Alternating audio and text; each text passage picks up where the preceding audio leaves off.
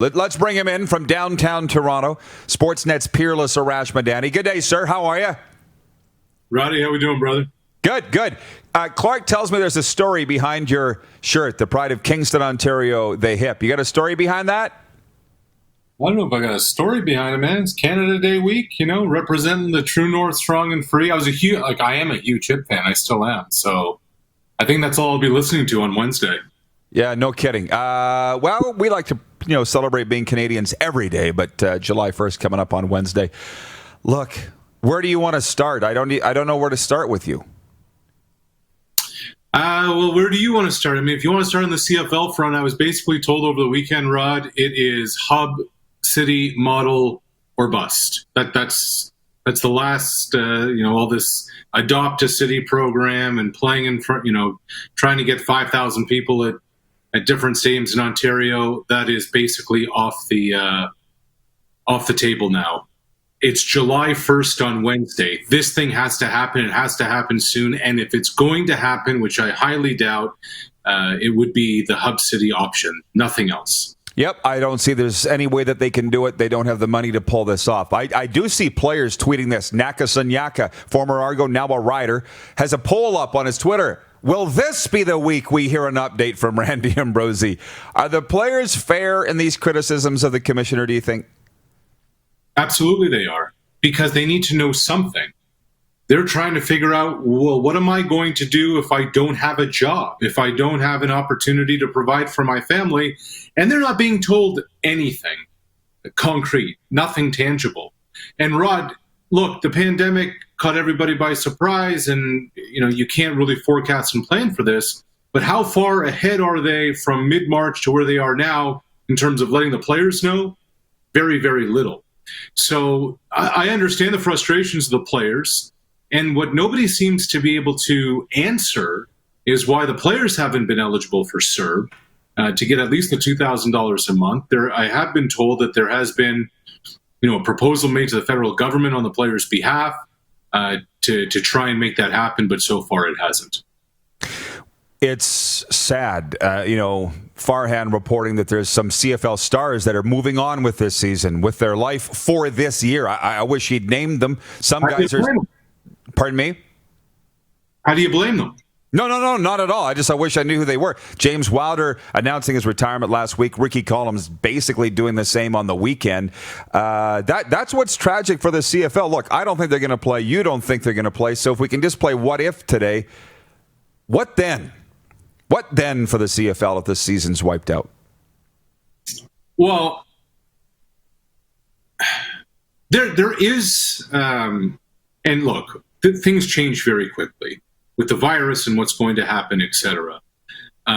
Yes, John, I am a Vikings fan. I wish I wasn't. I was born into it. In the womb, I was forced to cheer for the team over there. There are some people in the medical side of this entire operation, and there are some people on the business side of the operation that have not concern because it's so far away, but there's worry of what about 2021? Now, I was speaking with somebody at MLSE that obviously run the Leafs, the Raptors, TFC, Argos, I don't know what else they have. There are models set up, financial models, Rod, where they are trying to figure out how they can make something work without people in the stands until the fall of 2021. Because nobody knows. Nobody knows if there's going to be a second wave, what happens if there is a second wave, what that may mean for public health, what that may mean for people coming under one roof. So think of where MLSE was a year ago. They had a hockey team that got into the first round of the playoffs. They had a basketball team that won the entire championship.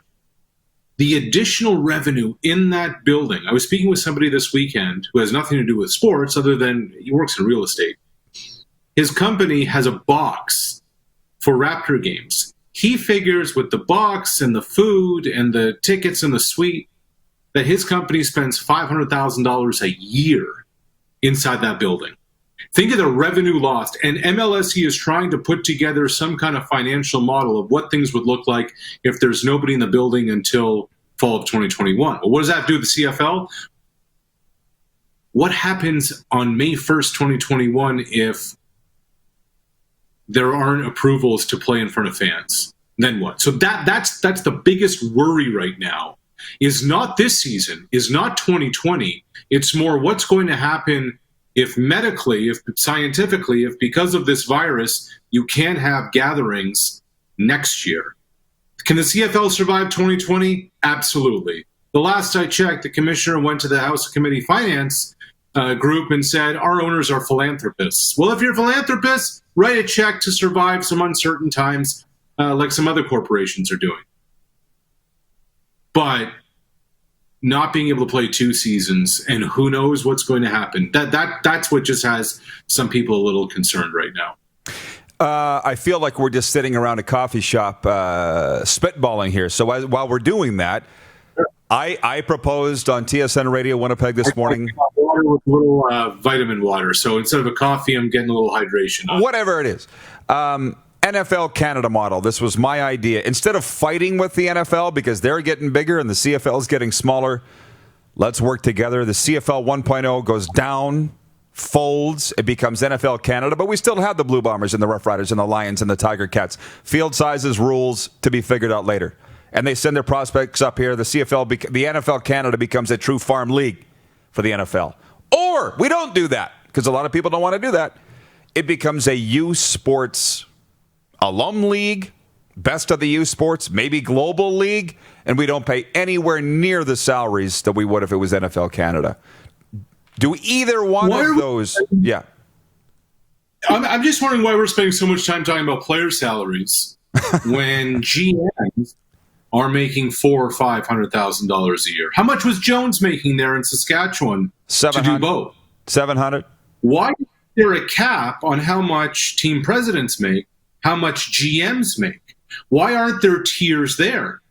Because Rod, where's the leverage for a general manager? Where else are they going to go than the other 8 teams in the league? So if you cap a GM salary at $275 or $300, and you cap a head coach's salary at $200, in and around that number, why are we always going to the players and saying, you guys have to take the cut? Why aren't the team presidents? Why isn't the commissioner? Why aren't the GMs in there when there's very little leverage for them if they want to work in professional football? Oh, believe me, I absolutely know that. And somebody said to me on the weekend on this topic, oh, well, the players are expendable. I said, so are the coaches, so are the GMs. Clearly, so are the broadcasters. Everybody's expendable. The presidents and business guys are expendable. So it all feeds to what I'm saying, though. Players, coaches, whatever. There needs to be a cap and cost certainty in whatever pro football we play in this country, however it comes back. Right. So, and the other thing that's amazing about this is if you're in the entry-level jobs, the assistant video guy, the quality control coach, the assistant equipment manager, Rod, their salaries haven't changed since you and I broke into the league. They're still making nothing. They're still making 35. They've gone down because this ridiculous cap, the staff cap, that just pays the highest people and not the lowest. Yeah. I said to a guy the other day, would you support the CFL, your tax money going to this league, given what you know now, how top heavy it is? He said, absolutely not. Hey, Nick Lewis, by the way, watching, he says, there we go, Arash, from Nick. So you're singing to the choir here. Yeah. Ask Nick. Well, Nick, if you're listening, do you have your Canadian citizenship yet? I know Hank and Nicole and the kids are Canadians. Hopefully Wednesday you're celebrating your first Canada Day. I wish it was a mimosa. Wednesday it will be. That would be cool. Cam Newton to the Patriots. My take, what took so long? What's yours? A few. One, for the Patriots, it's a vintage Patriots move. You get a former MVP, paying him nothing. It's funny how things are presented, Rod. With incentives, it can be $7.5 million. He's not going to hit all those incentives. It's impossible for him to hit those incentives because Cam hasn't had an OTA. He hasn't had a mini camp. If there's a training camp, it'll probably be shortened in the NFL, so it's going to take him a while to learn the offense. It's either going to be probably Jarrett Stidham, Brian Hoyer, probably packages for Cam in the early part of the season. Maybe he becomes the guy. He's also not going to hit his incentives because the Patriots still haven't addressed skill positions. What was wrong with New England last year? Why'd they lose in the first round of the playoffs? Because outside of Julian Edelman, Tom had nobody to throw to. They have 2 rookie tight ends in the mix. So that's that. The second is, you know what's amazing, Rod? That Cam Newton and Jameis Winston are 2 number 1 overall picks, and combined this season, they're going to make less than Chase Daniel, the backup quarterback in Kansas City. Isn't that wild? I don't have an explanation for that. Yeah. And Cam's done far more than famous Jameis in the National Football League. He's had more time, too. And led a team to a Super Bowl. They lost to Denver. But this is also another reminder of how Jerry Jones and Robert Kraft run the league. The 2 stories in the NFL that leak out last night within minutes of one another. First, the Patriots are going to be fined $1.1 million and be stripped of a 3rd-round pick. What happens? The Cam thing gets leaked then. So we're going to bury the video gate, the spy gate, the deflate gate, all the gates. The newest gate, we'll bury that with the Cam Newton. And if Cam signs somewhere else for 2021, Rod, you know what the compensatory pick coming New England's way will be? Never heard. A 3rd-round draft. Go figure. Wow. I knew they were linked somehow, those 2 stories. I just didn't know how. Yeah. God, This is fun. Major League Baseball 60-game season. Your thoughts, and how does that affect our Blue Jays? Well, the Blue Jays are actually, there is real news there. The Blue Jays, as we speak, have 2 big transport trucks outside their spring training facility in Dunedin. They're being packed up.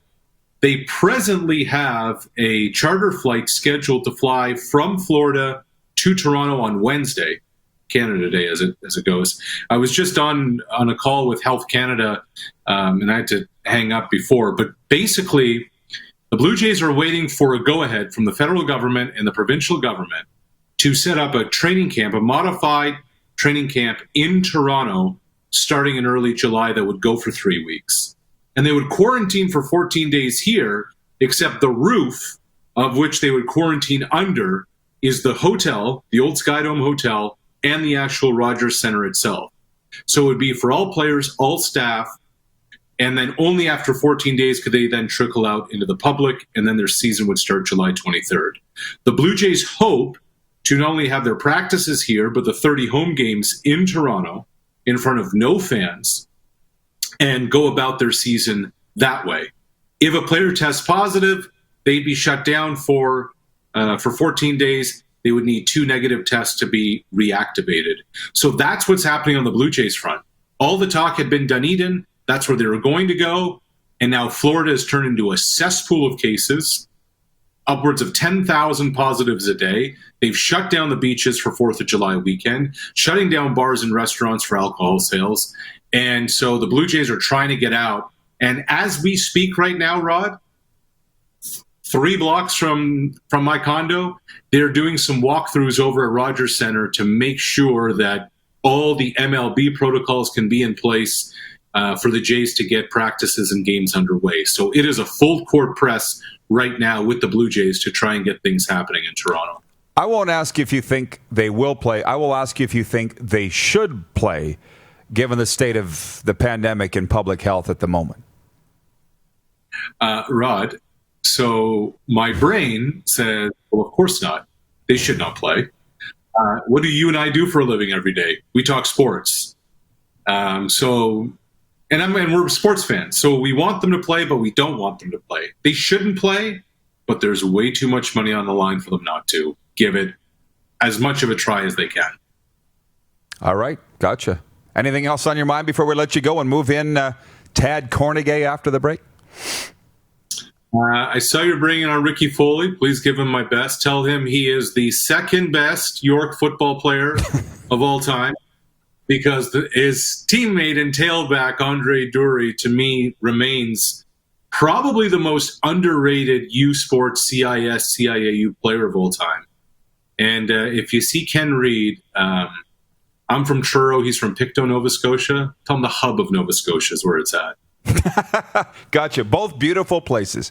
Arash, thank you so much. I appreciate it. Stay safe, and let's do it again soon. You got it. Happy Canada Day, guys. You too. Sportsnet's Arash Madani joining us, and always a great visit with him. You're watching Rod Pedersen On Demand. For more of The Rod Pedersen Show, visit rodpedersen.com or follow Rod Pedersen on social media.